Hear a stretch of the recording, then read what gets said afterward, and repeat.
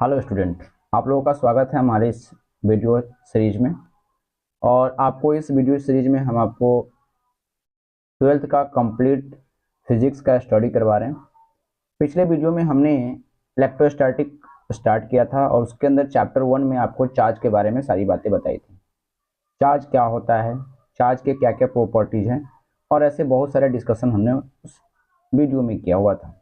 अगर आपने उस वीडियो को नहीं देखा तो पहले वो वीडियो जा करके देख लीजिए। ये पार्ट 2 है इलेक्ट्रोस्टैटिक का। और इस वीडियो में हम लोग पढ़ने वाले हैं इलेक्ट्रिक फोर्स क्या होता है और इलेक्ट्रिक फोर्स से रिलेटेड कूलम्ब्स का लॉ क्या है, Coulomb's law in vector form क्या है, gravitational force and electrostatic force के बीच में कंपेयर करके आपको हम दिखाएंगे। ये सारी बातें इस वीडियो में होगी। ये वीडियो स्टार्ट करने से पहले हम लोग कल के कुछ जो पॉइंट्स बताए थे उस पर थोड़ा सा एक बार नज़र डालते हैं। चलते हैं स्क्रीन की तरफ और देखते हैं कल क्या क्या पॉइंट्स हम लोग स्टडी किए हुए थे।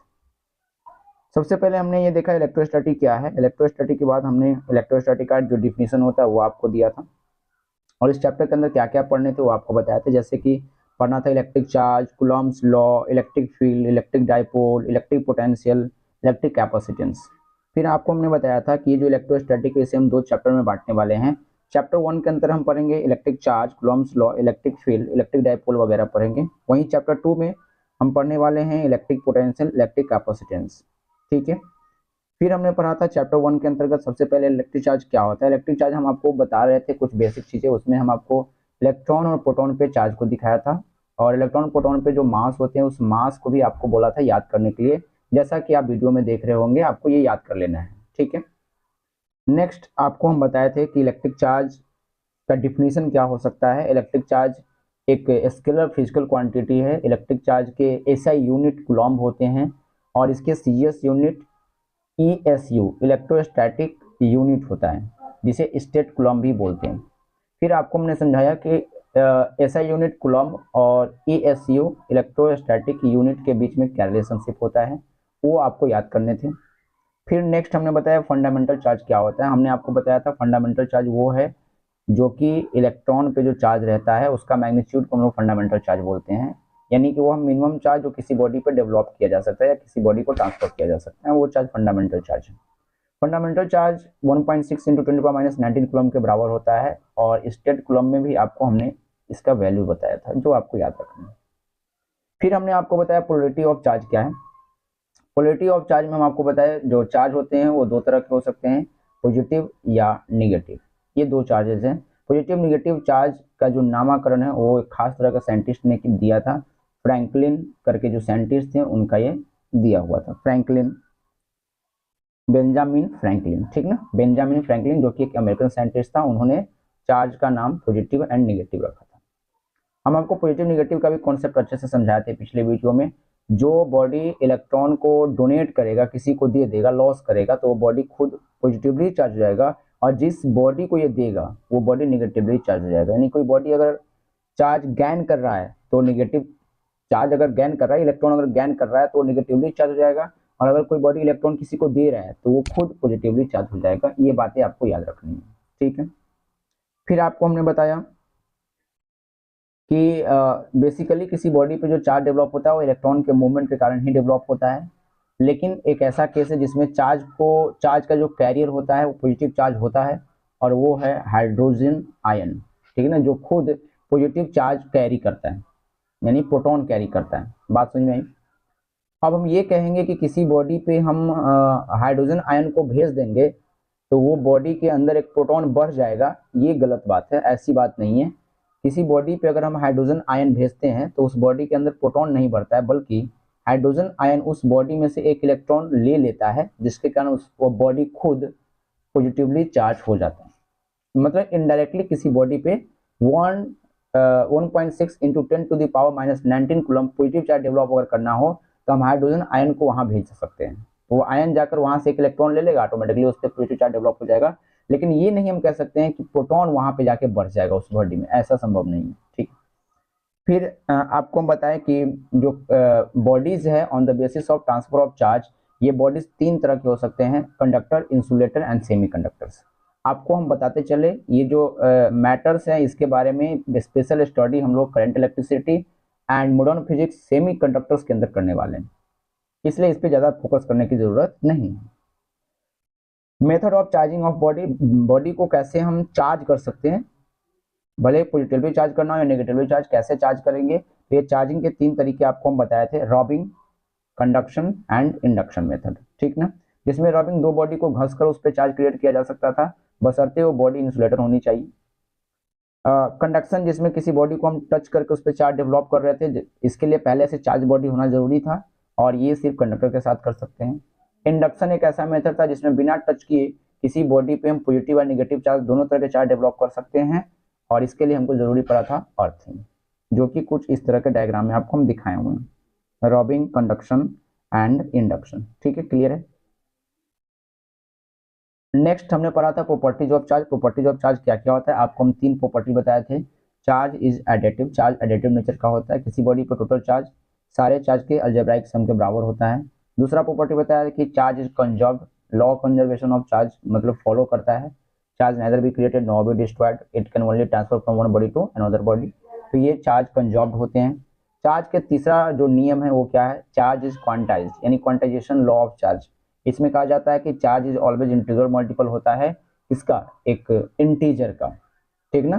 तो चार्ज हमेशा इंटीजर का मल्टीपल होगा, चार्ज फ्रैक्शन में नहीं हो सकता है। तो ये सब बातें आपको प्रॉपर्टीज में बताया था। और क्वांटाइजेशन ऑफ चार्ज पर ही हमारे पास एक क्वेश्चन है और यही आज का वीडियो में यहीं से स्टार्ट करते हैं क्वेश्चन से, ठीक है, जो आज करवाने वाले। तो क्वेश्चन को आप लोग ध्यान से पढ़िए। क्वेश्चन में है कि which of the following charge is possible, निम्नलिखित में से कौन सा चार्ज पॉसिबल होगा। कुछ ऑप्शंस है, उस ऑप्शंस में से आपको पॉसिबल चार्ज को चुनने हैं। तो मेरी बात आप ध्यान से समझिए, चार्ज कौन पॉसिबल होता है, चार्ज वही पॉसिबल होगा जिसके लिए हमारा एक लॉ फॉलो होगा और वो लॉ है Q equal two plus minus any. जब तक जो भी चार्ज इस Q equal two plus minus any को फॉलो नहीं करेगा वो चार्ज पॉसिबल नहीं होगा। जहां n एक नंबर है 0 1 2 3 4 करके और प्लस माइनस n करेंगे तो ये एक इंटीजर हो जाएगा। मतलब आप कुछ ऐसा समझ ले, अगर हम इसी फॉर्मूला को कुछ ऐसे लिखे, plus minus n equal to Q by E, जहां E का जो वैल्यू है E इक्वल टू यहाँ पे है, E इक्वल टू है 1.6 into 10 to the power minus 19 coulomb, ठीक है। तो कोई भी चार्ज पॉसिबल होगा, इसके लिए आपको करना क्या है, मेरी बात आप ध्यान समझिए। आपको सीधा उस चार्ज में 1.6 into 10 to the power minus 19 coulomb से डिवाइड करने हैं।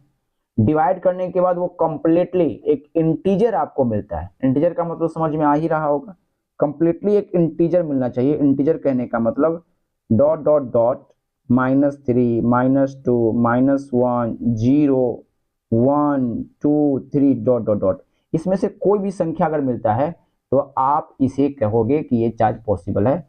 अदरवाइज अगर कोई संख्या पॉइंट में मिलता है तो समझ लो वो चार्ज पॉसिबल नहीं है, ठीक है, क्लियर है। फिर से रिपीट हम कर रहे हैं, कोई भी चार्ज पॉसिबल है कि नहीं है ये चेक करने के लिए चार्ज में 1.6 इंटू 10 टू पावर माइनस 19 से डिवाइड करेंगे और अगर संख्या इंटीजर आता है तो चार्ज पॉसिबल है, अगर इंटीजर नहीं आता है चार्ज पॉसिबल नहीं है। सिंपल सा फंडा है। तो ये हमारे पास ABCD है और इसमें आप ये E के वैल्यू से डिवाइड करके चेक कर सकते हो कि कौन सा चार्ज पॉसिबल है कौन सा चार्ज पॉसिबल नहीं है।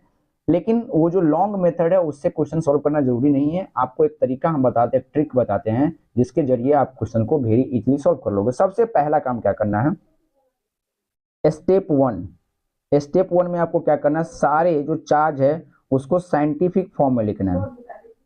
साइंटिफिक फॉर्म में आपको लिख लेना है, ठीक। और साइंटिफिक फॉर्म में लिखने के बाद एक चीज याद रखना है, अगर जो पावर है वो power 10 to the power minus 19 से छोटा है, मतलब ये पावर क्या क्या है, power 10 to the power minus 20 है, 10 टू दी पावर माइनस 21 है, 10 टू दी पावर माइनस 22 है, 23 है, डॉट डॉट डॉट, ऐसा कोई भी नंबर आता है तो समझ लो चार्ज पॉसिबल नहीं होगा, याद रखना है। तो अगर हम इस तरह से ऑप्शंस को देखें तो हम देखते हैं ऑप्शन नंबर बी पॉसिबल नहीं होगा, ऑप्शन नंबर ए साइंटिफिक करेंगे तो 3.6 इंटू 10 टू पावर माइनस 20 आ जाएगा, ये भी पॉसिबल नहीं होगा। ऑप्शन नंबर सी भी पॉसिबल नहीं होगा, ऑप्शन डी बच जाता है और 4 में से एक ऑप्शन सही होने वाला है, मतलब डी ऑप्शन ही सही होगा। अगर हम चेक करते हैं तो 3.2 1.6 से काटेंगे तो 2 आ जाएगा, एक इंटीजर है, और 1990 से कट जाएगा, मतलब डी ऑप्शन हमारा पे क्या है यहाँ पे करेक्ट है। तो हमें ना बनाना पड़ा, ज़्यादा डिवाइड करने की जरूरत नहीं, अगर नहीं तो डिवाइड करते करते आप थक जाते हैं। तो इस तरह से ये वाला टेक्निक आप अप्लाई करके भी क्वेश्चन को सॉल्व कर सकते हैं। अगर ये टेक्निक अप्लाई नहीं होता है तो सिंपली आप डिवाइड करके चेक कर सकते हो। ठीक है, क्लियर है। बढ़ते हैं हम आगे नए क्वेश्चंस की तरफ, और बढ़ते हैं हम आगे नए टॉपिक्स की तरफ। क्वेश्चन तो बस एक ही करवाना था। टॉपिक है लाइक एंड अनलाइक चार्ज क्या होता है। अब लाइक एंड अनलाइक चार्ज बहुत ही इजी समझना है। लाइक चार्ज देखो, अगर दो बॉडी है और दोनों बॉडी पे एक ही पोलरिटी का चार्ज है, मतलब दोनों बॉडी पे या तो पॉजिटिव चार्ज हो या दोनों बॉडी पे निगेटिव चार्ज हो, तो हम बोलेंगे ये लाइक चार्ज है। ठीक है। और अगर दो बॉडी है और एक बॉडी पे पॉजिटिव दूसरे बॉडी पे निगेटिव चार्ज है, एक पे पॉजिटिव दूसरे पे निगेटिव, या दूसरे पे पॉजिटिव और पहले पे निगेटिव चार्ज है, तो हम बोलेंगे ये अनलाइक चार्ज। लाइक मतलब एक ही तरह के पोलरिटी वाला चार्ज, ऐसा नहीं कि इक्वल चार्ज, एक पे 10 कूलम हो दूसरे पे 20 कूलम हो, मतलब नहीं है। एक पे 25 हो दूसरे पे 30 हो, कोई मतलब नहीं है।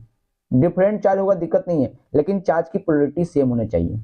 मतलब एक पे प्लस 15 कूलम है दूसरे पे प्लस 20 कूलम चार्ज है, तो सही है, दोनों की पोलरिटी क्या है, सेम है, तो इसलिए इसको बोलेंगे लाइक चार्ज। और अगर पोलरिटी डिफरेंट हो गया, चाहे वैल्यू भले ही सेम हो, एक पे -10 कूलम है दूसरे पे +10 कूलम चार्ज है, तो ये कहलाएगा अनलाइक चार्ज। क्लियर है, कोई बड़ी बात ये नहीं है। सीधा बढ़ते हैं इसके डेफिनेशन में। तो डेफिनेशन आप क्या लिख सकते हो, डेफिनेशन आप लिख सकते हो, देखो यहाँ पे हम आप लोग को सुविधा के लिए लिख दिए हुए हैं पहले से, ताकि जो है दिक्कत ना हो, किसी तरह का भी दिक्कत ना हो पढ़ने में।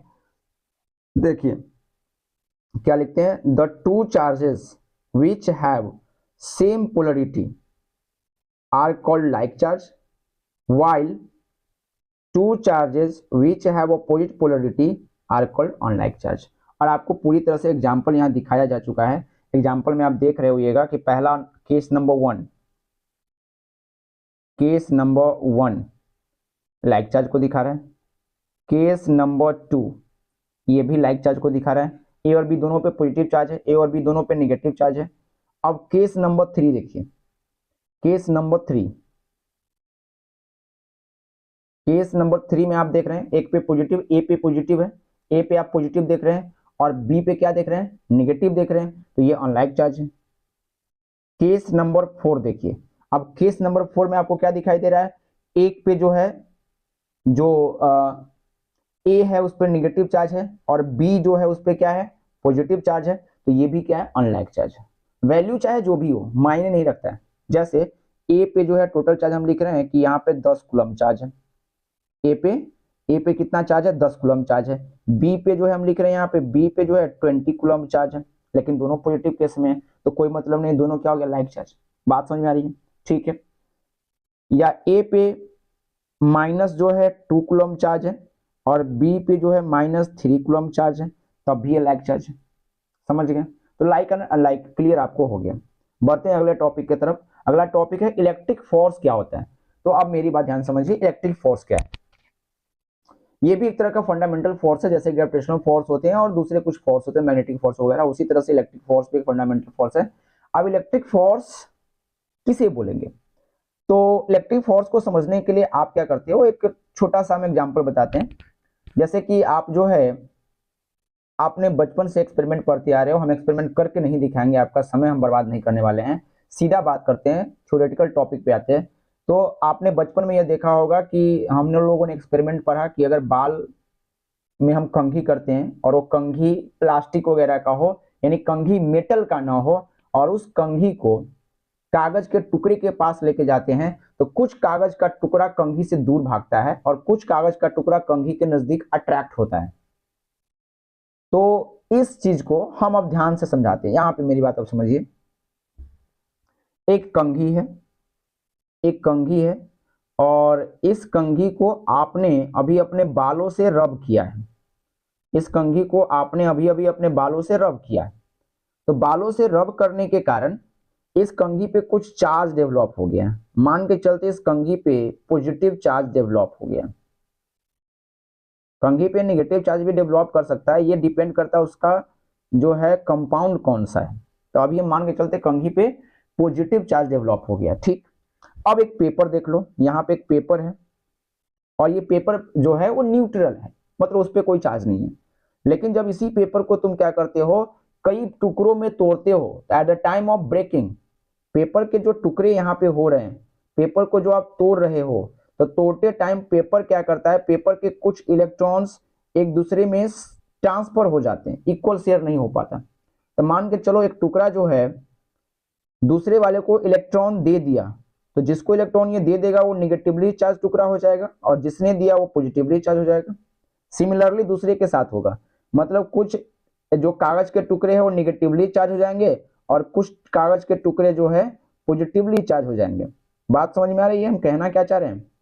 नहीं समझ में आ रही है? फिर से हम बताते हैं, फिर से हम आपको बताना चाह रहे हैं। देखो, जब हम कागज के टुकड़े को तोड़े, मान लो दो भागों में तोड़े, तो कागज तो शुरू में न्यूट्रल था, अब कागज को जब तोड़े तो ये वाला जो भाग है ये अपना कुछ इलेक्ट्रॉन इसमें को दे दिया, दूसरे वाले को दे दिया, या छूट गया मान लो, तो इसमें इलेक्ट्रॉन छूट गया, इसलिए ये नेगेटिव चार्ज हो जाएगा, और जो इलेक्ट्रॉन अपना वहां पे छोड़ दिया वो क्या हो जाएगा, पॉजिटिवली चार्ज। यानी कागज के टुकड़े कुछ पॉजिटिव और कुछ नेगेटिव है। अब आगे बढ़ते हैं। अब कागज के टुकड़े को आपने फैला दिया हुआ है, अब ज्यों ही हम कंघी को नजदीक लेके जाते हैं, ज्यों ही कंघी को हम नजदीक लेके गए, अचानक क्या होता है, क्योंकि प्लस चार्ज को हम लेके जा रहे हैं, तो प्लस प्लस चार्ज में क्या होता है, एक रिपल्सन लगता है। आपको याद रखना है, प्लस प्लस चार्ज में रिपल्सन लगता है, लाइक चार्ज के बीच रिपल्सन होता है, चाहे वो प्लस प्लस हो चाहे वो माइनस माइनस हो। तो ये क्या करेगा, प्लस वाले को दूर धक्का दे देगा और माइनस वाले को अपने तरफ खींच लेगा। ठीक है, इस कारण से कुछ कागज के टुकड़े दूर भागते हैं और कुछ कागज के टुकड़े क्या होते हैं, कंघी की तरफ अट्रैक्ट हो जाते हैं। बात समझ में आ गई? ठीक है, तो इससे हमें यह पता चलता है कि दो ऐसे चार्ज जो कि लाइक चार्ज हो, चाहे वो पॉजिटिव हो चाहे वो क्या हो, निगेटिव हो। केस नंबर 1, अगर दोनों पॉजिटिव है तो ये एक दूसरे को रिपेल करते हैं। निगेटिव निगेटिव को क्या करता है, रिपेल करता है। यानी दो लाइक चार्ज एक दूसरे पे रिपल्सिव फोर्स लगाता है, रिपल्सिव फोर्स। ठीक है, वहीं केस अगर दूसरा होता कि अगर एक चार्ज जो है पॉजिटिव होता और दूसरा निगेटिव होता, तो ये एक दूसरे को अपने तरफ अट्रैक्ट करते, यानी इस केस में जो फोर्स लगता वो अट्रैक्टिव फोर्स होता। बात समझ आई? मतलब दो चार्ज बॉडी एक दूसरे पे फोर्स लगा रहा है, और एक दूसरे पे जो फोर्स लगा रहा है ये अट्रैक्टिव भी हो सकता है और रिपल्सिव भी हो सकता है, डिपेंड करता है कि पोलैरिटी चार्ज का कैसा है। क्लियर? आपको समझ में आ गया? लाइक चार्ज के बीच रिपल्सिव फोर्स एंड अनलाइक के चार्ज के बीच अट्रैक्टिव फोर्स लगता है। ये जो फोर्स लगता है जो चार्ज के कारण लग रहा है, इसी को हम बोलते हैं इलेक्ट्रिक फोर्स। क्लियर हो गया? इलेक्ट्रिक फोर्स क्या है? दो बॉडी के बीच चार्ज के कारण लगने वाला फोर्स ही इलेक्ट्रिक फोर्स है। ठीक है, क्लियर? चलते हैं हम डेफिनेशन की तरफ, क्या क्या लिखते हैं, क्या क्या पॉइंट्स है, आप ध्यान से पढ़ो। यहाँ पे सबसे पहले है the force is acting between two bodies due to their charges on the bodies is called electric force. यानी दो बॉडीज के बीच लगने वाला फोर्स जो चार्ज के कारण लग रहा है उसे हम लोग इलेक्ट्रिक फोर्स बोलते हैं। ठीक है, अब क्या लिखा हुआ है दूसरा बात, this force may be attractive और repulsive depend upon nature of charge. ये अट्रैक्टिव भी हो सकता है, रिपल्सिव भी हो सकता है। अट्रैक्टिव कब होगा, रिपल्सिव कब होगा, आपको पीछे बताए, यहाँ पे हम आपको ये वाला पॉइंट आपको वहां लिख लेना है डायग्राम के साथ। तीसरा point, two like charges repel to each other while two unlike charges attract to each other। अब ये बात आपको तो लिख दी, लाइक चार्ज के बीच में repulsive force and unlike charge के बीच में अट्रैक्टिव फोर्स लगता है, ये इलेक्ट्रिक फोर्स होगी। ठीक है, इलेक्ट्रिक फोर्स के बारे में और भी पॉइंट्स आप ऐड कर सकते हो, जैसे इलेक्ट्रिक फोर्स एक स्ट्रॉन्ग फोर्स है। इलेक्ट्रिक फोर्स कैसा फोर्स है, एक स्ट्रॉन्ग फोर्स है दूसरे फोर्स के रिस्पेक्ट में। ठीक है, हाँ। अब नेक्स्ट हम बात करते हैं जो इलेक्ट्रिक फोर्स है, इलेक्ट्रिक फोर्स के लिए कूलॉम्स का लॉ पे हम बात करते हैं। इलेक्ट्रिक फोर्स के लिए कूलॉम्स लॉ क्या कहता है, तो कूलॉम्स लॉ देखो क्या कहता है। कूलॉम्स लॉ कहता है कि दो अगर पॉइंट चार्ज है, कैसा चार्ज, पॉइंट चार्ज। अब एक नया टर्म यूज कर रहे हैं हम लोग, पॉइंट चार्ज। तो पॉइंट चार्ज का मतलब होता है एक बॉडी अगर बहुत छोटा हो और उस पर चार्ज हो तो हम उसे पॉइंट चार्ज बोलते हैं, या एक बॉडी थोड़ा बड़ा ही हो, मतलब 1 मीटर जो है रेडियस का एक स्फीयर हो, उस पर बहुत सारा चार्ज डेवलप हो और हम उसको जो है बहुत बड़े डिस्टेंस के रिस्पेक्ट में देख रहे हो, मतलब दूसरा चार्ज बहुत दूर हो, तो डिस्टेंस के अकॉर्डिंग ये जो 1 मीटर है, जैसे मान लो 10 किलोमीटर दूर दूसरा चार्ज है, तो 10 किलोमीटर के रिस्पेक्ट में 1 मीटर का स्फीयर होगा, तो 1 मीटर का स्फीयर एक पॉइंट के जैसा क्या करेगा, बिहेव करेगा। तो ऐसे चार्ज को हम बोलते हैं पॉइंट चार्ज। ठीक है, तो कूलम्ब्स लॉ ये कहता है कि अगर दो पॉइंट चार्ज हो, दो पॉइंट चार्ज हो, पॉइंट चार्ज मान लो एक है जिसपे चार्ज Q1 है और दूसरे पे जो है चार्ज है Q2, तो ये क्या करेगा, इलेक्ट्रिक फोर्स एक्सपीरियंस करेगा, इलेक्ट्रिक फोर्स लगाएगा। इलेक्ट्रिक फोर्स अट्रैक्टिव होगा या रिपल्सिव होगा, ये तो नेचर पे डिपेंड करता है। अब ये मान लेते हैं कि ये समथिंग कुछ फोर्स लगा रहा है, F1 फोर्स लगा रहा है, एफ फोर्स लग रहा है, Fe से दिखा देते हैं। ठीक है, इलेक्ट्रिक फोर्स लग रहा है, इलेक्ट्रिक फोर्स अब Q1 पे भी लगेगा दूसरे के कारण, Fe। ठीक है, अब मेरी बात समझिए ध्यान से। तो कूलम्ब्स का लॉ ये कहता है कि अगर इसके डिस्टेंस को हम घटा बढ़ा नहीं करें, डिस्टेंस को हम कांस्टेंट रखें, तो इन दैट केस जो फोर्स का मैग्नीट्यूड है यानी Fe है, वो डिपेंड करता है, डायरेक्टली प्रोपोर्शनल होता है चार्ज के मैग्नीट्यूड के। मतलब डिस्टेंस को अगर कांस्टेंट रखें और चार्ज के मैग्नीट्यूड को बढ़ाएं, तो फोर्स का मैग्नीट्यूड डायरेक्टली बढ़ता है। अगर चार्ज के मैग्नीट्यूड को हम 2 गुना कर दिए तो फोर्स का मैग्नीट्यूड भी 2 गुना हो जाएगा। अगर दोनों चार्ज को 2-2 गुना कर दिए तो फोर्स का मैग्नीट्यूड 4 गुना हो जाएगा। ये कूलम्ब्स का पहला लॉ। ठीक, फिर दूसरा लॉ क्या कहता है कि अगर हम चार्ज के मैग्नीट्यूड को कांस्टेंट रखें और उसके बीच के डिस्टेंस को घटाए या बढ़ाए, तो इन दैट केस जो फोर्स का मैग्नीट्यूड होगा वो इनवर्सली प्रोपोर्शनल टू होगा R² के। मतलब R अगर बढ़ेगा तो फोर्स घटेगा, ठीक है ना, और R अगर घटेगा तो फोर्स क्या होगा, उसके स्क्वायर गुना के टर्म में बढ़ेगा। ठीक है, तो ये सेकेंड लॉ। तो 2 लॉ दिया गया, first law and second law. दूसरे वाले लॉ को हम लोग जनरली इनवर्स स्क्वायर लॉ भी बोलते हैं, इनवर्स स्क्वायर लॉ भी बोलते हैं। अब इन्हीं बातों को हम एक ही कॉम्पैक्ट फॉर्म में भी चाहे तो लिख सकते हैं, कुछ ऐसे। देखिए क्या लिखेंगे, लिखेंगे अकॉर्डिंग टू लिखना है, ठीक ना, अकॉर्डिंगली नहीं। According to Coulomb's law, magnitude of electrostatic force is acting between two charges is directly proportional to product of magnitude of charges when distance between them is constant। अब यहां तक ध्यान से देखो, यहां तक क्या बोल रहे हैं, magnitude of electrostatic force is acting between two charges is directly proportional to product of magnitude of charges when distance between them is क्या रहना चाहिए, कांस्टेंट रहना चाहिए। एंड से शुरू करो, inversely proportional to square of distance between them when magnitude of charges are constant. दोनों को इंक्लूड करके बता दिए। तो अगर हम यहां पे कुछ ऐसे मान ले, let there are two charges, 2 point charges, point charges are, point charge क्या क्या मान रहे हैं देख लो, point charges are Q1 and Q2। ठीक है, एंड क्या मान रहे हैं, and distance between them is R, then electric force Fe will be. तब इलेक्ट्रिक फोर्स क्या होने वाला है, Fe क्या होने वाला है, तो 2 चार्ज हम मान लिए, 2 चार्ज है, एक चार्ज है Q1 एंड दूसरा जो चार्ज है वो है Q2। एक चार्ज है Q1, दूसरा चार्ज है Q2, और इन दोनों के बीच में जो डिस्टेंस है वो डिस्टेंस कितना है, डिस्टेंस है R।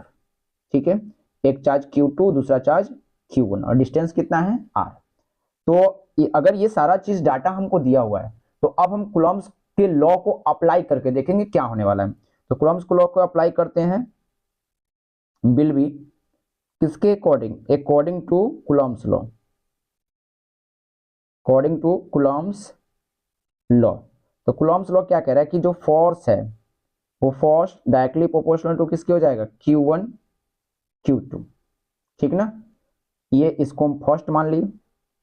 जब क्या कांस्टेंट रहेगा, डिस्टेंस कांस्टेंट। और अगर डिस्टेंस ही वेरी कर रहा है एंड चार्ज कांस्टेंट है तो F E inversely proportional to किसके हो जाएगा, R square. This is equation 2, ठीक ना। Equation first and equation 2। Equation 2 वाले को हमने क्या नाम दिया, हमने नाम दे रखा है इनवर्स स्क्वायर लॉ भी बोलेंगे, ठीक है। अब इक्वेशन 1 एंड 2 दोनों को हम क्या कर लेंगे, मिला लेंगे। अब मिलाने से देखो क्या होने वाला है, इक्वेशन 1 एंड 2 को हम यहां पे मिला लिए। फ्रॉम इक्वेशंस 1 एंड 2, दोनों इक्वेशन को हम सम्मिलित कर रहे हैं, मिला रहे हैं। तो जो ही दोनों इक्वेशन को मिलाए मतलब कि एक ऐसा कंडीशन आ गया, जब इक्वेशन 1 और इक्वेशन 2 दोनों को मिलाएंगे, यानी कहने का मेरा ये मतलब है कि एक ऐसा कंडीशन जिसमें मैग्नीट्यूड ऑफ चार्ज भी वेरी कर रहा है और डिस्टेंस भी वेरी कर रहा होगा, दोनों साथ में वेरी कर रहे हैं। In that case if E directly proportional to हो जाएगा Q1 Q2 divided by R square, ठीक है। एफ ही यहाँ पे क्या है, F he is the magnitude of force. Q1 क्या है, मैग्नीट्यूड ऑफ चार्ज 1, Q2 क्या है, मैग्नीट्यूड ऑफ चार्ज 2। बस हम ये मैग्नीट्यूड लेके अभी चल रहे हैं, पोलरिटी लेके अभी नहीं चल रहे हैं। पोलरिटी के बारे में हम बाद में डिस्कशन करेंगे, अभी बस मैग्नीट्यूड लेके चल रहे हैं। तो इन दैट केस ये जो हमारा फॉर्मूला है, ये जो प्रोपोर्शनलिटी है उसको हम यहाँ पे हटाने वाले हैं और उसके जगह पे एक नया चीज लाने वाले हैं, एक कांस्टेंट के Q1 Q2 डिवाइडेड बाई क्या हो जाएगा, आर स्क्वायर, ठीक है। तो ये हमारा एक फॉर्मूला निकल के आ गया। अब यहाँ पे जो K है, where K is a constant, electrostatic constant. कैसा कांस्टेंट बोलेंगे, K is a electrostatic constant, ये इलेक्ट्रोस्टैटिक कांस्टेंट है। And K is equal to होता है 1/4 pi epsilon naught. K is equal to 1/4 pi epsilon naught होता है, ये किसके लिए, फॉर वैक्यूम के लिए, ठीक ना। वाइल दूसरे मीडियम के लिए ये K जो होगा, K is equal to 1/4 pi epsilon होगा फॉर अदर मीडियम के लिए, फॉर अदर मीडियम। या इसी वैल्यू को हम लोग लिखते हैं K is equal to 1/4 pi epsilon naught epsilon R, ठीक है। ये दूसरे मीडियम के लिए, ये दूसरे मीडियम के लिए ये दोनों बातें लिखते हैं, फॉर अनदर मीडियम, ठीक है। अब यहाँ पे 1/4 पाई एप्सिलॉन नॉट एक नया टर्म इंटर कर गया इस इक्वेशन में। तो ये क्या चीजें हैं, इसको थोड़ा सा डिस्कशन करेंगे। तो थोड़ा डिस्कस कर लो यहाँ पे, जैसे कि अगर एप्सिलॉन नॉट वैक्यूम का कुछ है और जो कुछ भी है वो कांस्टेंट टर्म है, और इस टर्म को हम बोलते हैं permittivity of medium. Epsilon not को क्या बोलते हैं, परमिटिविटी ऑफ मीडियम, ठीक है। तो यहां से पहले थोड़ा सा हम वैक्यूम पे ही चर्चा करें, फिर दूसरे पे जाएंगे ताकि डिटेल पूरी तरह से क्लियर हम लोगों को समझ में आए, ठीक है। तो अगर ये वैक्यूम है, फिक्स है, तो इन दैट केस K का जो वैल्यू होता है 9 × 10⁹ न्यूटन मीटर स्क्वायर पर कूलम्ब स्क्वायर होता है। ये चीजें आपको याद रखना है। एंड यहाँ जो एप्सिलॉन नॉट है, हेयर एप्सिलॉन नॉट इज क्या है, ये है permittivity. Epsilon not is permittivity of vacuum, ये वैक्यूम का परमिटिविटी है। और इसका वैल्यू जो होता है, एप्सिलॉन नॉट का वैल्यू जो होता है 8.854 × 10⁻⁻12 कूलम्ब स्क्वायर पर न्यूटन पर मीटर स्क्वायर के बराबर होता है। और इसका एक और यूनिट होता है, इसी यूनिट को हम लोग फैराड पर मीटर से भी डिनोट कर सकते हैं। अब फैराड किसका यूनिट है, ये आपको कैपेसिटर में पता चलेगा, ये कैपेसिटेंस का यूनिट होता है फैराड।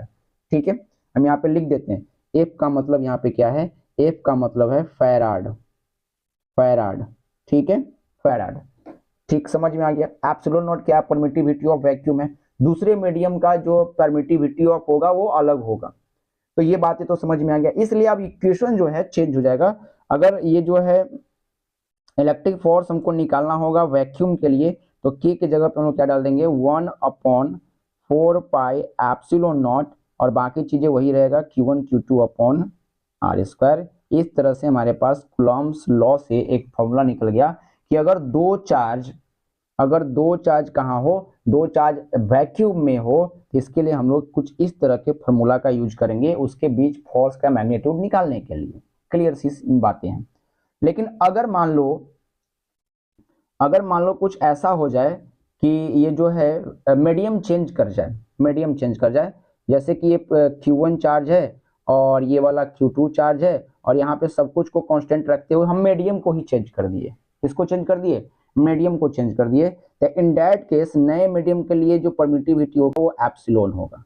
ये परमिटिविटी ऑफ अगर मीडियम हो, परमिटिविटी ऑफ मीडियम हो, तो इन दैट केस जो फॉर्मूला है, जो एफ ई है, वो कुछ ऐसे लिखा जाएगा, 1/4 पाई एप्सिलॉन नॉट नहीं होगा। अब एप्सिलॉन नॉट किसके लिए था, वैक्यूम के लिए। अब वैक्यूम के जगह पर परमिटिविटी क्या है, एप्सिलॉन है, तो यहां से नॉट हट जाएगा, and Q1 Q2 divided by क्या हो जाएगा, आर स्क्वायर। ये आपका किसी दूसरे मीडियम के लिए क्या हो गया, ये फॉर्मूला हो गया। बात समझ में आई, दूसरे मीडियम के लिए। अब दूसरे मीडियम में एक टर्म आता है, पहले उस टर्म को समझते हैं। टर्म है रिलेटिव परमिटिविटी ऑफ मीडियम। तो रिलेटिव परमिटिविटी क्या है, तो हमने कहा कि किसी भी मीडियम का परमिटिविटी एप्सिलॉन से डिनोट कर रहे हैं, और वैक्यूम का परमिटिविटी एप्सिलॉन नॉट है। तो वैक्यूम की परमिटिविटी के रिस्पेक्ट में किसी मीडियम का जो परमिटिविटी है उसे ही हम लोग रिलेटिव परमिटिविटी बोलते हैं, और इसे एक रेशियो से निकालते हैं। This is the ratio of permittivity of medium and that of vacuum. So हम डिफिनेशन एक लिख सकते हैं इसके लिए, the ratio of permittivity of medium and that of vacuum is called relative permittivity of that medium, और इसे हम लोग एप्सिलॉन आर से डिनोट करते हैं। तो therefore epsilon R is equal to क्या हो जाएगा, permittivity of medium divided by permittivity of vacuum.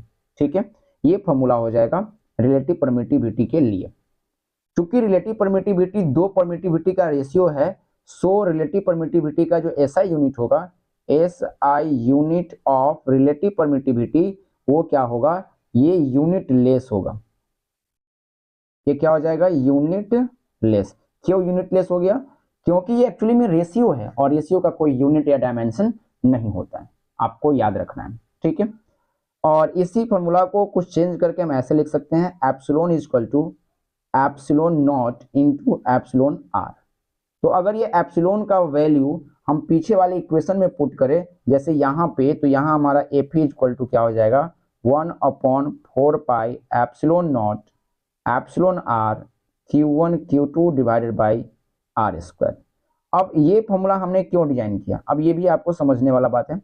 ये फॉर्मूला हमने डिसाइड ही क्यों किया, क्यों ये फॉर्मूला जरूरी है, और इसी फॉर्मूला को क्यों हमको याद रखना है। तो मेरी बात समझिए, यहाँ पे अगर हम ई आर को थोड़ा सा साइड कर ले, तो F E is equal to, जो कि मीडियम में लग रहा है, दूसरे मीडियम में, ये क्या हो जाएगा 1/ER, और बाकी जो चीजें हैं उसको एक साथ रखे 1/4 pi epsilon naught Q1 Q2 divided by R square. तो आप क्या देखते हो कि जो ब्रैकेट में हमने जो वैल्यू रखा है, वो वैल्यू जो है दो चार्ज के बीच में लगने वाले फोर्स को बता रहा है, लेकिन वैक्यूम में। तो अगर वैक्यूम में ऑलरेडी फोर्स गिवन है, और अगर हम उस मीडियम को चेंज कर रहे हैं, तो फोर्स हमारा एप्सिलॉन आर से क्या हो जाएगा, डिवाइड हो जाएगा।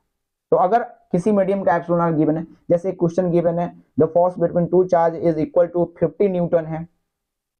If medium is changed by another medium without disturbing the another physical quantity like a charge and distance between the charges, तो इन दैट केस सीधा क्या करना है, अगर एप्सिलॉन आर गिवन है तो उससे डिवाइड करना, वैल्यू आपके सामने रहेगा, यानी न्यू जो फोर्स रहेगा वो 50 newton divided by epsilon R हो जाएगा आंसर।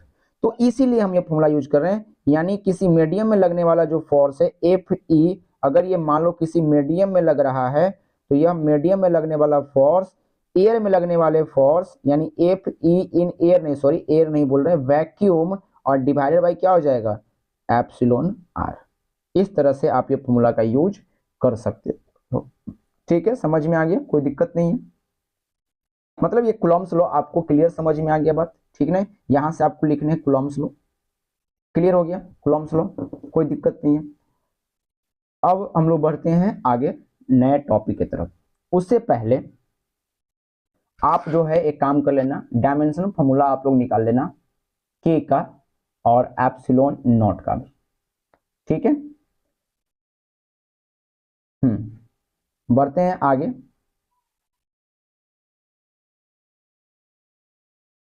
हाँ, नेक्स्ट है कि जो कूलॉम्स लॉ हम आपको बता रहे थे, उस कूलॉम्स लॉ के क्या क्या प्रॉपर्टीज हैं, क्या कुछ लिमिटेशंस हैं, ये सारी चीजें आपको समझ में आना चाहिए। तो देखो बच्चे, कूलॉम्स लॉ पहला चीज तो क्या है कि यहाँ ध्यान से हम पढ़ ही लेते हैं। Coulomb's law is only applicable for point charge. शुरू से अभी पॉइंट चार्ज बोलते आ रहे हैं, तो आप याद कर लो, ये जो कूलॉम्स लॉ है 2 पॉइंट चार्ज के लिए ही एप्लीकेबल है। अगर बड़ा बड़ा 2 चार्ज रख दे नजदीक में तो इसके लिए ये कूलॉम्स लॉ एप्लीकेबल नहीं होगा। मतलब ये समझिए बोर्ड पे थोड़ा सा कि ये मान लो एक चार्ज है और इतना बड़ा एक स्फीयर और है, और इस स्फीयर पे चार्ज ऐसे कुछ डिस्ट्रीब्यूटेड है, उसके सतह पर चार्ज ऐसे डिस्ट्रीब्यूटेड है, और ये चार्ज का अमाउंट समथिंग Q1 है, और दूसरे बॉडी पे कुछ माइनस चार्ज डिस्ट्रीब्यूटेड है और इसका जो वैल्यू है वो Q2 है, और इन दोनों के स्फीयर के सेंटर का बीच का डिस्टेंस 2 मीटर है, और इस सब का जो रेडियस है वो रेडियस जो है 0.75 मीटर,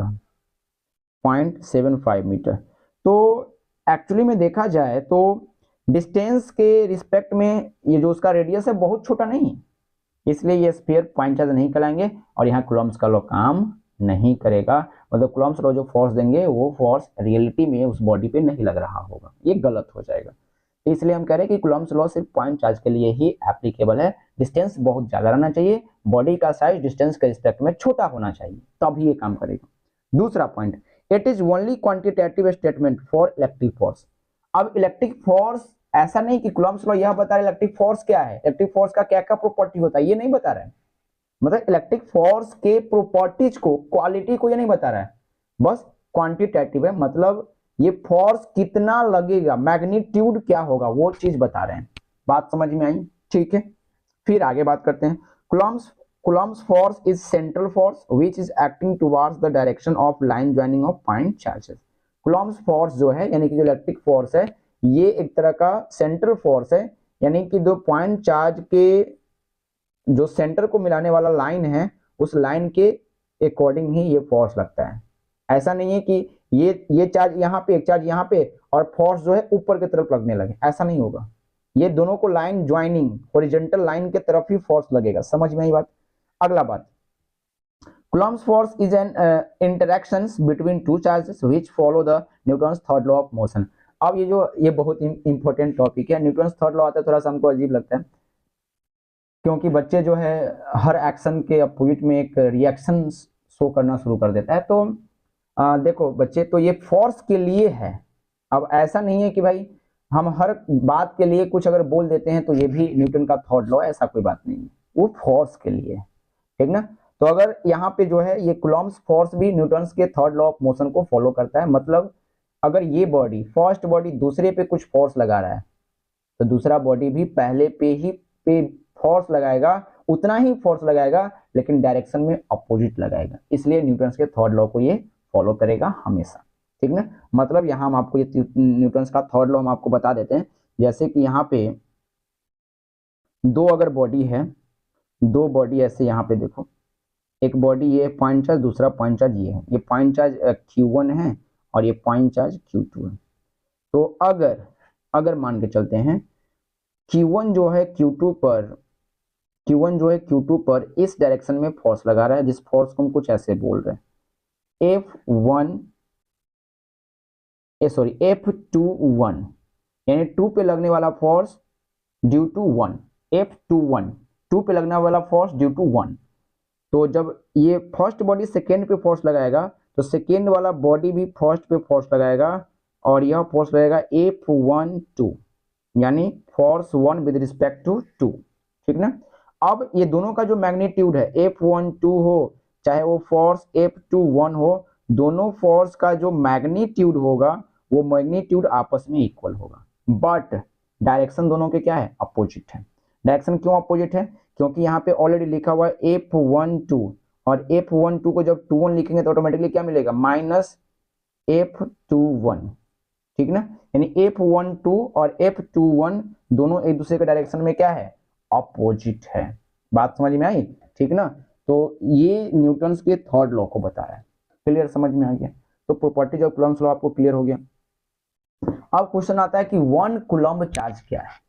1 कूलम्ब चार्ज को आप कैसे डिफाइन कर सकते हो, तो वेरी सिंपल। 1 कूलम्ब चार्ज को आप दो तरीके से स्पेशली डिफाइन कर सकते हो, ऐसे तरीके तो और भी है लेकिन दो तरीके आपको हम बता रहे हैं। एक तो अभी इलेक्ट्रिक फोर्स के अकॉर्डिंग बताएंगे और एक आपको करंट के अकॉर्डिंग बता सकते हैं। तो देखो करंट के अकॉर्डिंग अगर हम बोलते हैं तो अगर किसी क्रॉस सेक्शन से अगर कोई वायर है, कोई तार है, जैसे कि मान लो एक ये वायर है और इस वायर से 1 एम्पियर का करंट फ्लो कर रहा है इस वायर से। तो अगर 1 एम्पियर का करंट फ्लो कर रहा है तो किसी खास क्रॉस सेक्शन यहाँ से यहाँ एक पॉइंट डाल दे और ये करंट कुछ ऐसे जा रहा हो, तो 1 सेकेंड में जितना चार्ज इधर फ्लो करेगा वही चार्ज 1 कूलम्ब होगा। बात समझ में आई। तार में 1 एम्पियर का करंट हो और टाइम 1 सेकेंड हो, तो 1 सेकेंड में कितना क्रॉस सेक्शन एरिया को कितना करंट पार करेगा, 1 coulomb, that is equal to 1 coulomb. ऐसे डिफाइन कर सकते हैं। दूसरा तरीका 1 कूलम्ब को डिफाइन करने का क्या है, ये आप कुछ ऐसे डिफाइन कर सकते हो। मान लेते हैं दो ऐसे बॉडी है, दो बॉडीज है, body A and body B, दो पॉइंट चार्ज है और इन पे इक्वल चार्ज, कितने चार्ज, इक्वल चार्ज, इक्वल। तो मान लो फर्स्ट वाले पे क्यू चार्ज है तो सेकेंड वाले पे भी क्यू चार्ज, और इसे जो है एयर में लगभग वैक्यूम मान के चलो, उसमें इसे 1 मीटर के डिस्टेंस पे रखा हुआ है, ठीक है, और चार्ज क्यू है दोनों पे, और क्यू का जो वैल्यू है ये 1 कूलम्ब है। मान लेते हैं क्यू का वैल्यू कितना है, 1 कूलम्ब। तो ये फोर्स एक दूसरे पे कितना लगाएगा, तो फोर्स यहाँ पे लगेगा के Q1 Q2 divided by R square. के का वैल्यू आपको पता है 9 into 10 to the power 9, and Q1 भी 1 कूलम्ब, Q2 भी 1 कूलम्ब, डिवाइडेड बाई डिस्टेंस 1 मीटर का स्क्वायर हो जाएगा, that is equal to 9 into 10 to the power 9 newton. अब देखो अगर हम ये वाला जो हमने अभी बताया इस वाले इक्वेशन का यूज हम अगर डिफिनीशन में करते 1 कूलम्ब के डिफिनीशन में, तो हम यह बोल सकते हैं दो समान चार्ज अगर वैक्यूम में 1 मीटर के डिस्टेंस पे रखा गया हो और वो एक दूसरे पे 9 into 10 to the power 9 newton का फोर्स लगा रहा हो, तो उन बॉडी पे, ईच बॉडी पे चार्ज का वैल्यू कितना होगा, 1 कूलम्ब होगा। तो ऐसे आप डिफाइन कर सकते हो। तो डिफिनीशन कुछ ऐसे हम आपको लिख देते हैं आपके लिए। डिफिनीशन ऐसे लिखोगे, when two bodies have similar charges, दोनों बॉडी पे क्या सिमिलर चार्ज है, are placed at distance 1 meter and they experience an electric force of magnitude 9 into 10 to the power 9 newton, then the charge on each body is called 1 coulomb of magnitude। ठीक ना। एक चीज और यहाँ पे add करना चाहिए क्या कि वैक्यूम में होना चाहिए। when two bodies have similar charges are placed at 1 meter and 1 metre in vacuum, यहाँ पे आप लोग ऐड कर लेना 1 metre in vacuum and they experience an electric force of magnitude 9 into 10 to the power 9 newton, then the charge on each body is called 1 coulomb of magnitude. ठीक है। दूसरा जो है आप कैसे लिख सकते हो, एम्पियर के फॉर्म में, the amount of charge is pass through a cross sectional area of a wire having current 1 ampere in 1 second is called 1 coulomb charge. तो इस तरह से आप डिफिनेशन दे सकते हो 1 कूलम्ब चार्ज का। क्लियर हो गया। और पहले वाले डिफिनेशन में आप कुछ ये इक्वेशन आप बना सकते हो, फर्स्ट वाला है, ये डिफिनेशन हो गया, समझ में आ गया। नेक्स्ट हम लोग बढ़ते हैं आगे। नेक्स्ट जो टॉपिक है, comparison between electric force and gravitational force. अब मेरी बात समझ लो, इलेक्ट्रिक फोर्स का वैल्यू कहीं ग्रेविटेशनल फोर्स से बहुत ही ज्यादा होता है, बस इसे हम आपको प्रूव करके बताते हैं। तो कंपैरिजन करने के लिए हम क्या करते हैं, इलेक्ट्रॉन प्रोटॉन को चुनते हैं, क्योंकि इलेक्ट्रॉन पे भी चार्ज है, प्रोटॉन पे भी चार्ज होता है। तो मान लेते हैं एक इलेक्ट्रॉन है, ये कल्पना हम कर रहे हैं, एक इलेक्ट्रॉन है और एक जो है दूसरा को भी हम इलेक्ट्रॉन ही मान के चलते हैं। एक इलेक्ट्रॉन और एक और दूसरा इलेक्ट्रॉन, दो इलेक्ट्रॉन्स, और इसे हम वैक्यूम में 1 मीटर के डिस्टेंस पे रखते हैं और कंपेयर करना चाहते हैं कि इसके बीच ग्रेविटेशनल फोर्स कितना लग रहा है एंड इलेक्ट्रिक फोर्स कितना लग रहा है। तो सीधा जो है हम यहाँ पे फॉर्मूला अप्लाई करेंगे, क्योंकि हमें पहले पता होना चाहिए कि जो मास ऑफ इलेक्ट्रॉन होता है वो कितना होता है। Mass of electron 9.11 into 10⁻³ -31 kg के फॉर्म में लिख रहे हैं, SI यूनिट के फॉर्म में। चार्ज ऑन इलेक्ट्रॉन आपको पता है -1.6 इंटू 10⁻⁻19 कूलम होता है, ये पता है, ठीक है। तो इन दोनों का यूज करके हम आपको दिखाने वाले हैं कि ग्रेविटेशनल फोर्स कितना निकलेगा और इलेक्ट्रिक फोर्स कितना इसका निकलने वाला है। तो सबसे पहले हम लोग निकालते हैं gravitational force, Fg, gravitational force between two electrons placed in vacuum at distance 1 metre. Fg equal to हो जाएगा, एक ग्रेविटेशनल कांस्टेंट G आता है एंड जो मास है, mass of electron Me into हो जाएगा Me and divided by distance r², ठीक है। सिमिलरली Fe यानी इलेक्ट्रिक फोर्स इक्वल टू क्या हो जाएगा, एक कांस्टेंट K आएगा। चार्ज अब दोनों बॉडी पे देख लो, चार्ज E, दूसरे बॉडी पे भी चार्ज E डिवाइडेड बाय हो जाएगा r²। अगर हम दोनों का रेशियो निकाले कंपैरिजन के लिए, रेशियो निकाल लेते हैं, तो देयरफॉर ये Fg हो गया, Fe हो गया, देयरफॉर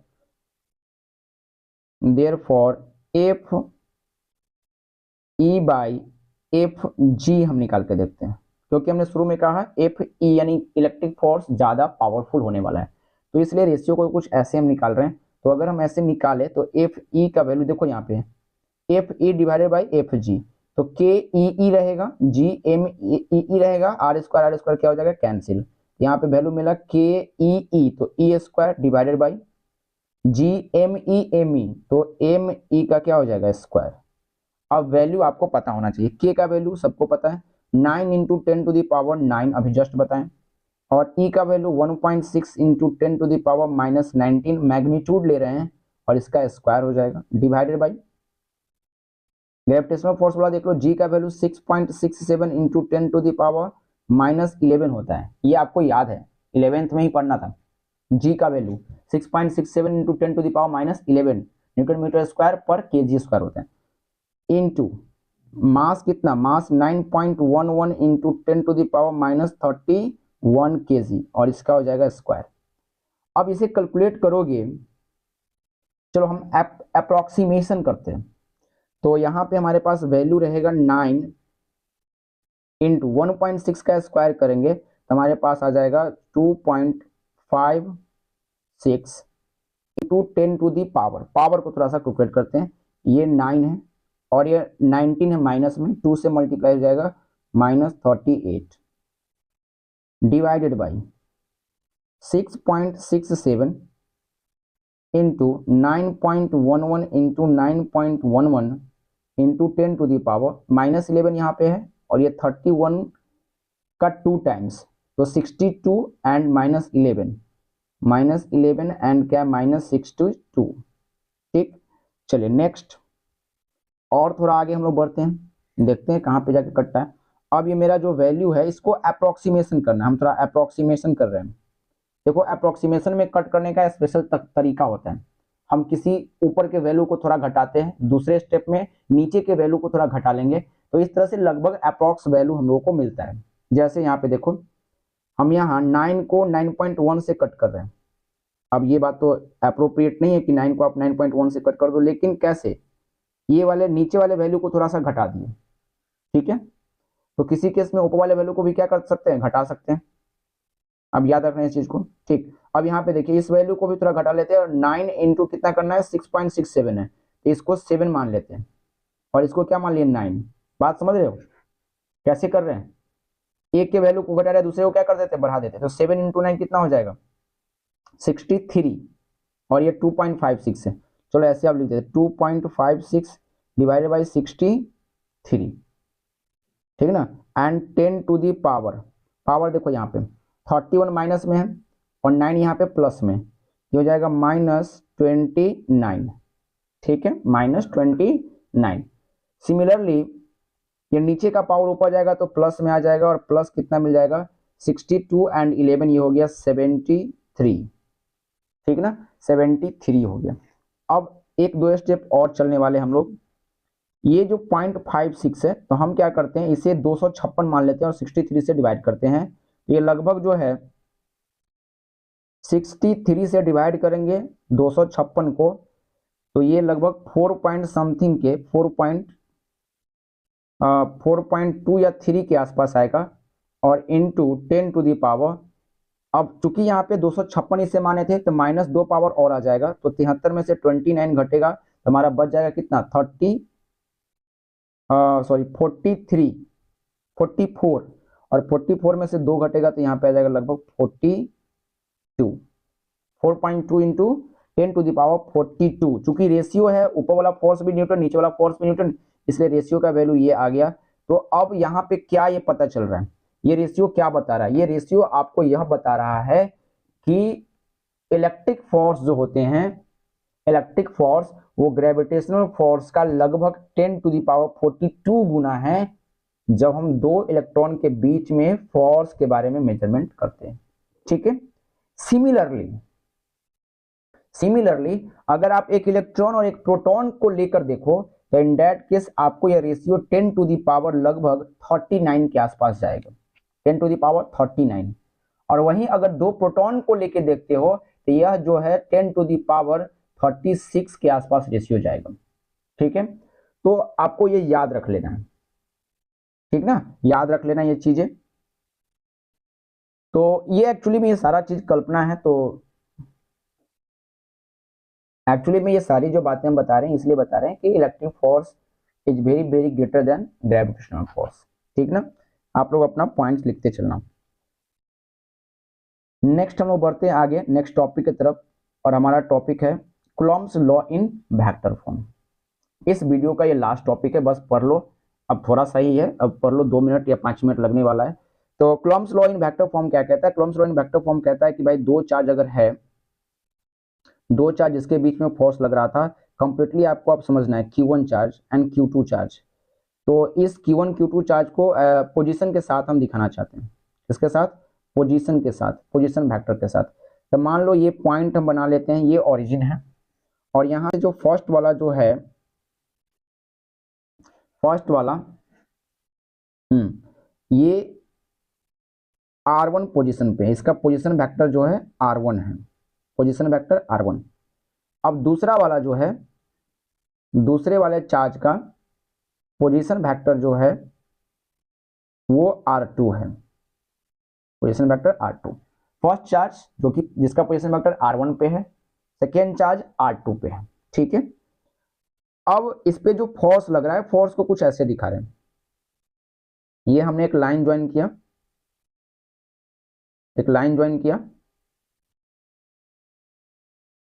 अब फोर्स इस लाइन के अकॉर्डिंग दे रहे हैं, Q2 पे लगने वाला फोर्स यानी F2 विद रिस्पेक्ट टू 1 के कारण F2 पे लगने वाला फोर्स F21।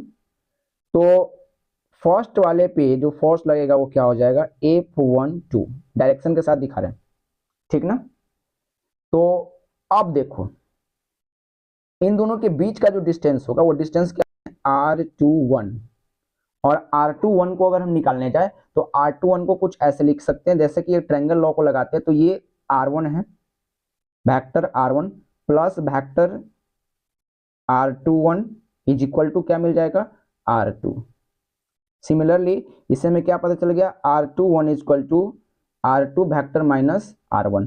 तो एक्चुअली में ये बता क्या रहा है, R21 ये बता रहा है कि 2 का पोजीशन विद रिस्पेक्ट टू 1, यानी सेकेंड का पोजीशन विद रिस्पेक्ट टू 1, तो ये इधर है।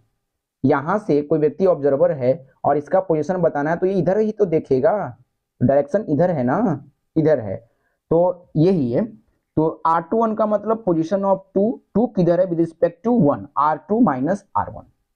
तो अगर हम फोर्स 21 को दिखाना चाहें, फोर्स 21 को, तो हम क्या लिखते हैं, force 21 is equal to 1/4 pi epsilon naught Coulomb's law से Q1 Q2 डिवाइडेड बाई बीच के डिस्टेंस को क्या लिखेंगे R21 मैग्नीट्यूड, मैग्नीट्यूड और इसका स्क्वायर हो जाएगा। लेकिन इस स्क्वायर से सिर्फ काम नहीं चलेगा, एक नया चीज आपको ऐड करना पड़ेगा, क्योंकि इलेक्ट्रिक फोर्स एक वेक्टर क्वांटिटी है। इलेक्ट्रिक फोर्स कैसा क्वांटिटी? वेक्टर, इसलिए वेक्टर के फॉर्म में देना है। फोर्स किधर लग रहा है? इस डायरेक्शन में। F21 लग रहा है R21 के डायरेक्शन में। इस कारण से हम R21 के डायरेक्शन को दिखाने के लिए इसका एक यूनिट वेक्टर ले लेंगे। बात समझ में आई?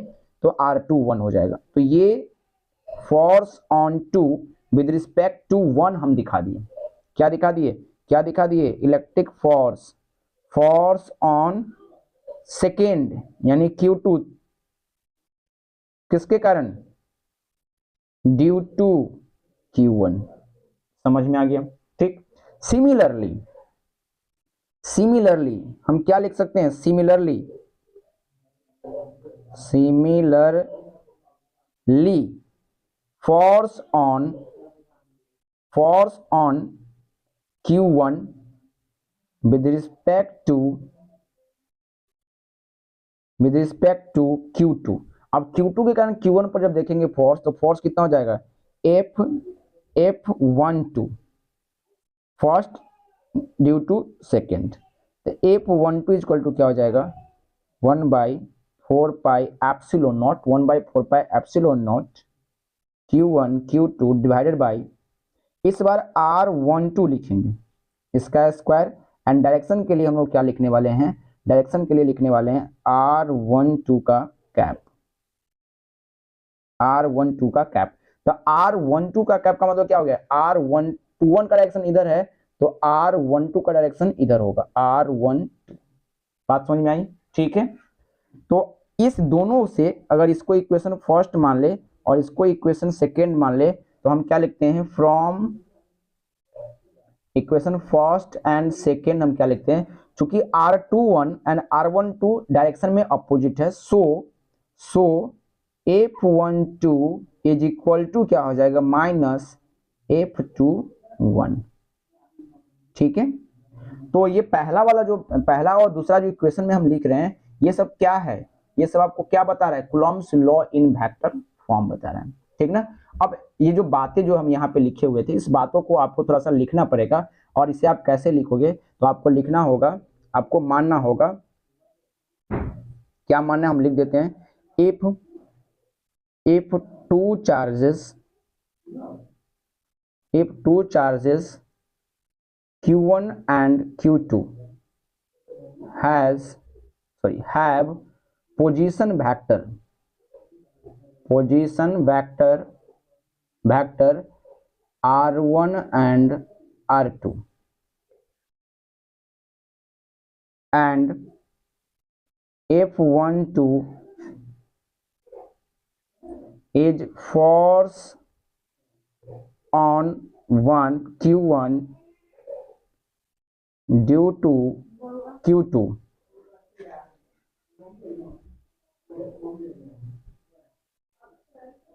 if two charges Q1 Q2 have position vector R1 R2, F12 is force on Q1 due to Q2, and F21 is force on Q2 due to Q1, then. ये इतना बात आपको लिखना होगा। देन करने के बाद देन आपको जो है क्या करना है? यहां से जितनी भी बातें हैं यहां से लिखते जाना है और ये डायग्राम एक बना देना है। और इस तरह से ये जो हमने आपको दिखाया, ये हो गया Coulomb's law in vector form. आप लोग लिख लोगे प्रॉपर वे में, ठीक ना। तो इस तरह से हम आपको जो है अभी तक कूलॉम्स लॉ पूरी तरह से पढ़ा चुके हैं, है ना। तो ये वीडियो अभी एंड करते हैं, फिर अगले दिन जो है आपको नए टॉपिक्स बताएंगे, ठीक ना। और नया टॉपिक्स होगा सुपरपोजिशन ऑफ इलेक्ट्रिक फोर्स आपको बताएंगे एंड कुछ खास पॉइंट्स बताएंगे। Okay, bye bye.